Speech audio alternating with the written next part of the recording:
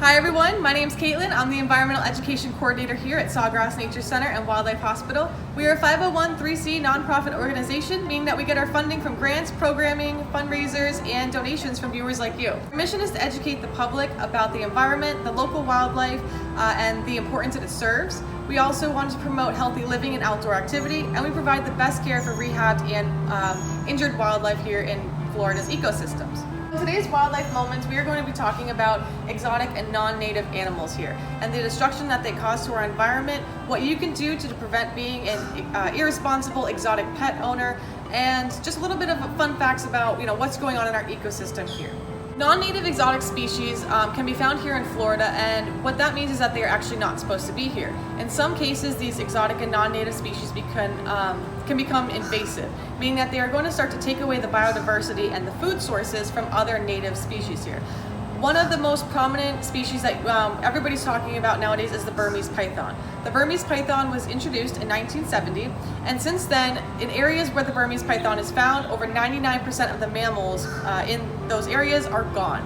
That means all of that biodiversity that once was so important to our Florida tourism is now gone. You're going to go out to the Everglades and find a bunch of snakes, which is not what we want here in Florida. These exotic and non-native animals, they come from all different ways, honestly. They come from the exotic pet trade that we have that is so popular and it's honestly worth a lot of money, so it's very hard to stop that. But it's also going to come from shipping containers, from airplanes, from people trying to smuggle animals from one country to another.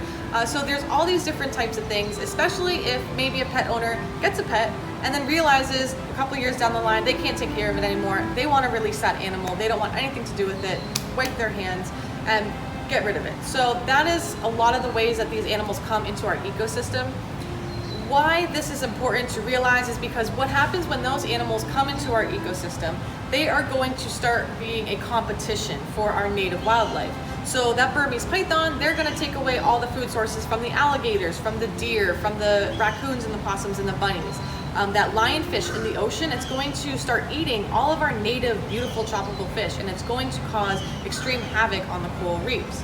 Those are my two favorite examples, definitely. Here in Florida, we have a beautiful ecosystem, and it's a beautiful climate for animals to continue to live. You might be wondering, why do we care about maybe a possum? Well, possums are super important. They are native here, and they found their foothold because they are nature's bug cleanup crew. They like to eat all of the fleas. So without the possums eating those fleas and ticks, what's going to happen is that us humans, we're going to have to come in and chemically find some type of way to combat that bug infestation. So the best way as humans, what we can do is we can just protect our possums from exotic animals, so we don't have to come in and create some type of other solution because we don't have that native species anymore. If you are interested in getting an exotic pet, make sure you do your research, because there's something called an African sulcata tortoise that you are actually allowed to adopt. Now, something that is really important to understand is that these tortoises can actually live up to 80 to 100 years. And that is a great lifelong pet, but are you really ready to maybe give this tortoise off to your grandchildren? So that's something you have to wonder. Are you comfortable feeding that snake mice every month? Are you comfortable feeding your chameleon? Are you comfortable keeping it? Are you making sure that you're not going to get bored of it in the future and in some point get rid of it and impact our ecosystem? This is Leonidas. He is our resident bearded dragon here at Sawgrass Nature Center. Bearded dragons are exotic, and normally at Sawgrass we don't actually take in exotic or non-native species, but we decided to adopt Leonidas because his owner could not take care of him anymore, and we wanted to educate the public about pet responsibility. Leonidas, of course, is a bearded dragon, like I said, and he is full grown actually. So bearded dragons, they're from Australia. They're going to grow to about 2 feet in length when they're full grown. They're omnivores, meaning that they eat leafy greens, they eat little bugs, all different types of stuff. And they are just really friendly creatures, and that is one of the most enticing reasons for people to actually adopt them and have them be their pets. These bearded dragons will live up to be 10 to 12 years. So they are a lifelong commitment for these guys, but definitely they are a large chunk of our lives as well. So we want to make sure that when you're adopting a pet, like I said, you're going to give it a lot of research and a lot of time to think, and it shouldn't be just like a split-second decision. You're in the pet store, wow, I really want one of those.